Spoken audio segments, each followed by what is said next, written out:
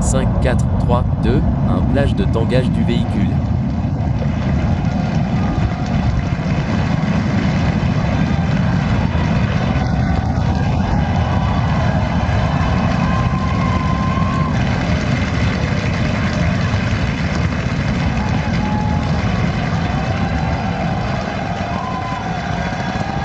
Pression de la chambre du propulseur maintenant.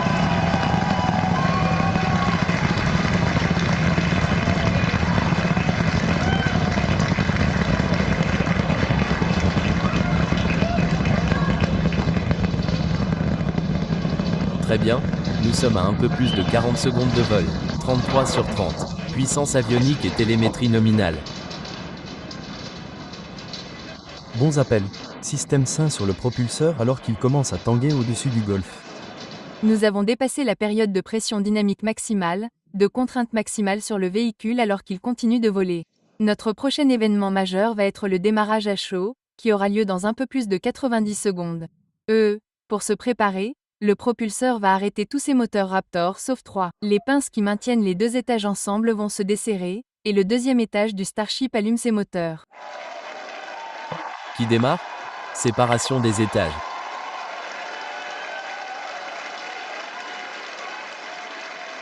Séparation des étages confirmée. Nous avons 6 moteurs en marche sur le vaisseau. Le propulseur effectue sa combustion arrière, se dirigeant maintenant vers son site d'amérissage dans le Golfe. Nous voyons les 6 Raptors allumés sur le vaisseau. Très bien, c'est parti. Démarrage de la combustion d'atterrissage.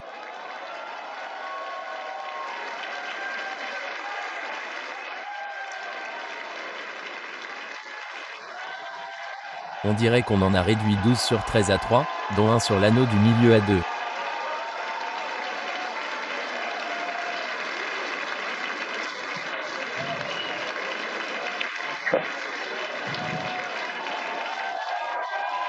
Joli petit arrêt de la combustion en vol stationnaire et à l'atterrissage, et nous voilà dans le Golfe, et le propulseur a améri.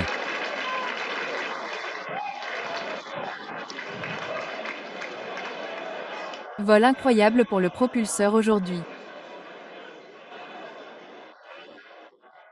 Pendant ce temps, de retour dans l'espace, arrêtez les moteurs à vide.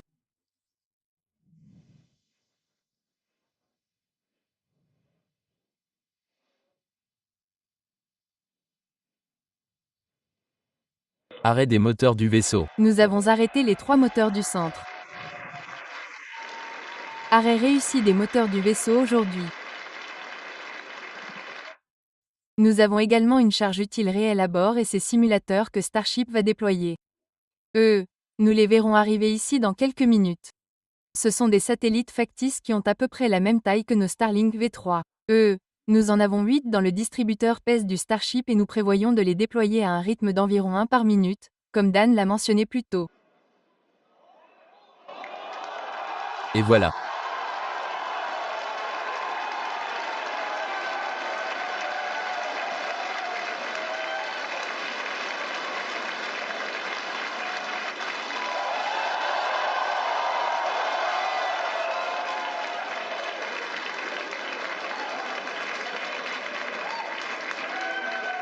Piou.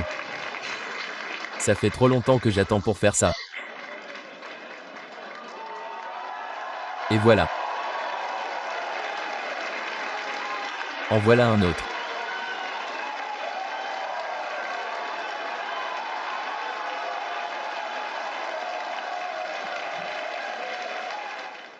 Et voilà, il en reste un. Donc, 7 des 8 ont été déployés. Il en reste un et nous aurons terminé notre toute première opération de déploiement de charge utile.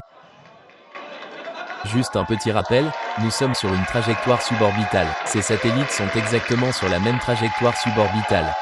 Ils vont se consumer entièrement. Ils sont sur la même trajectoire vers l'océan Indien. Donc, le dernier a été déployé. La charge utile du simulateur Starlink est terminée. Ouais, tout le monde. J'adore l'énergie de Staroff. Très bien, donc environ 55 minutes et demie. Vous pouvez voir que le soleil est levé. Encore une fois, nous avons intentionnellement conçu ces vols pour qu'ils décollent le soir ici afin d'avoir ces vues de jour et d'obtenir la meilleure vidéo possible du vaisseau, en supposant que nous ayons réussi à descendre jusqu'en bas. Nous avons au moins une bouée alimentée par Starlink qui se trouve là-bas dans la zone d'atterrissage dans l'océan Indien, ce qui, espérons-le, nous donnera une vue. Encore une fois, si vous voyez des vues en direct, pas depuis le vaisseau lui-même, cela signifie que nous avons atteint notre objectif d'atterrissage. Le pic de chaleur est passé.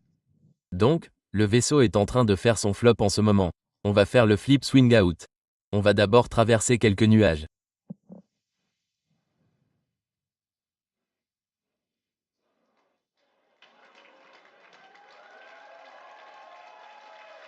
C'est parti.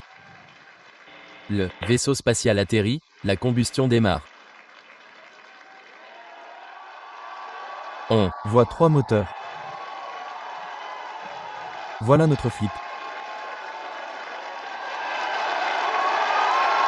Il y a une bouée. Il y a un amérissage.